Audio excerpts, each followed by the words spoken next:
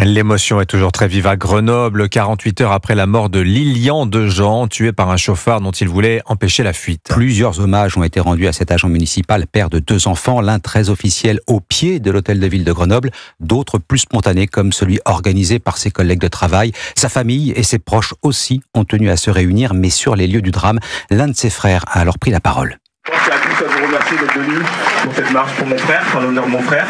D'abord, mon frère, il avait beaucoup d'amour, vous aimez tous, et vous lui donniez beaucoup d'amour aussi, que ce soit les collègues de boulot, la famille, les amis, vous êtes tous présents. Et voilà, je pense à mon frère et je l'aime. Nous aussi, on l'aime.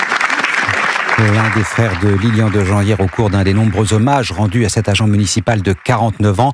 L'enquête, elle, progresse. Le tireur présumé a été identifié. Son profil n'est pas vraiment inconnu des policiers. Jean-Luc Bougeon.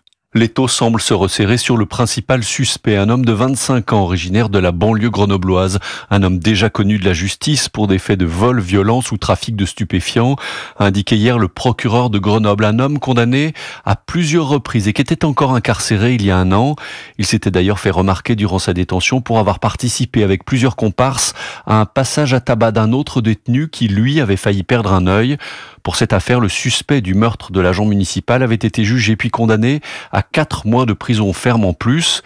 Il avait par ailleurs écopé d'une interdiction de détenir une arme durant 5 ans, interdiction qu'il n'a visiblement pas respectée une fois dehors. Ces dernières 48 heures, les policiers ont perquisitionné plusieurs des appartements qu'il est susceptible d'avoir occupés durant ces derniers jours, sans succès.